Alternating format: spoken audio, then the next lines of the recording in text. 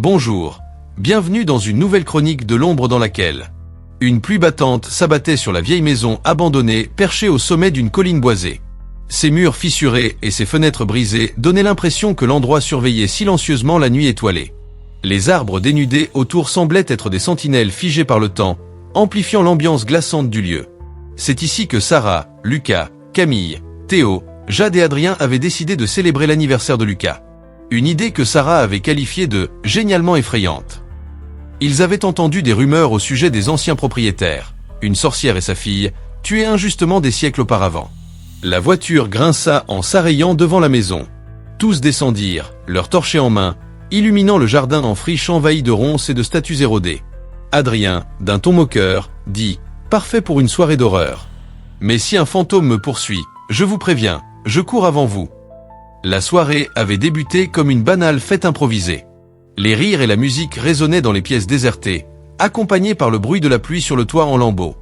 Lucas fit un tour de la maison pour éteindre quelques courants d'air menaçants tandis que Jade, toujours curieuse, proposa de fouiller les lieux à la recherche de reliques ou de quelque chose d'un peu flippant. Sarah, d'abord réticente, finit par céder sous la pression collective. En cherchant de quoi remplir leur verre, ils tombèrent sur une trappe cachée sous un vieux tapis poussiéreux dans le salon. Lorsqu'ils l'ouvrirent, une odeur de moisi et de renfermé s'échappa, et une échelle de bois rongée par le temps descendait dans l'obscurité. « Qui veut jouer les explorateurs ?» plaisanta Jade. Lucas descendit le premier, suivi par les autres. La cave était une vaste pièce aux murs de pierre humide, encombrée d'objets antiques, des chandeliers rouillés, des caisses scellées, et des livres dont les pages étaient rongées par l'humidité. C'est alors qu'Adrien tomba sur une boîte noire gravée de symboles étranges. Les motifs ressemblaient à des runes anciennes, entrelacées de dessins abstraits.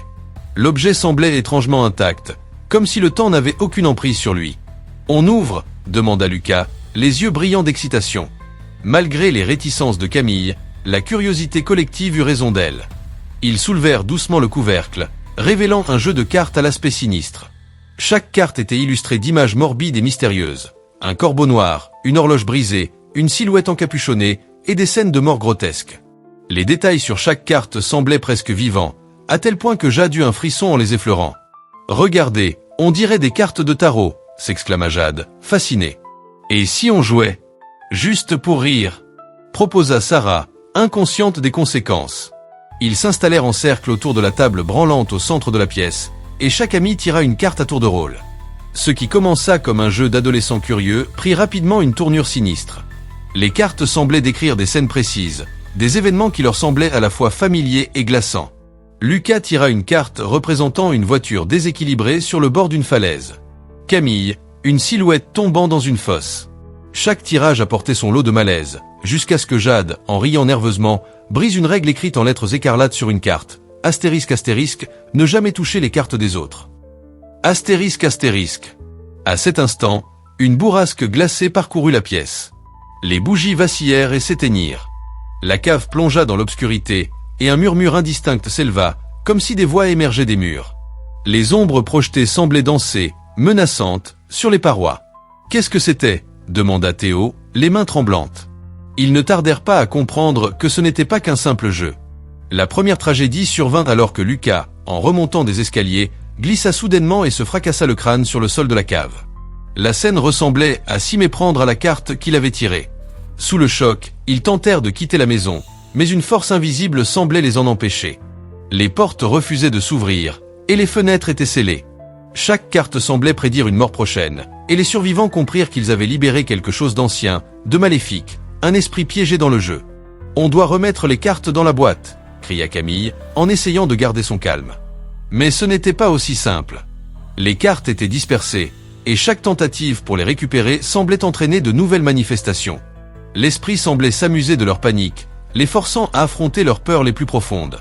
Un par un, les amis tombèrent sous les coups des prédictions terrifiantes des cartes. Jade fut emportée par une ombre semblable à celle de sa carte, et Camille disparut dans une fosse sans fond. Adrien et Théo furent attaqués par des créatures invoquées par leur tirage. Finalement, seuls Sarah et Théo restèrent en vie. Blessés et terrifiés, ils comprirent que les cartes étaient liées à une vieille malédiction. Un esprit vengeur hantait le jeu, une sorcière ayant maudit les cartes après avoir été injustement tuée avec sa fille par les habitants du village. Son esprit, consumé par la haine, utilisait les cartes pour se venger de toute personne qui brisait les règles.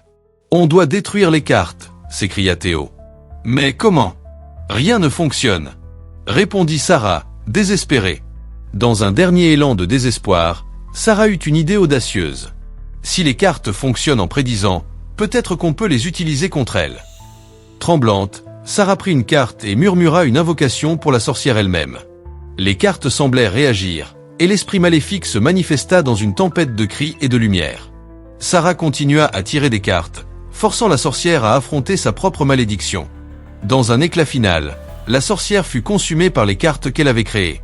La maison s'écroula, laissant Sarah et Théo seuls dans les décombres. Le jeu avait disparu, mais les souvenirs de cette nuit resteraient gravés à jamais.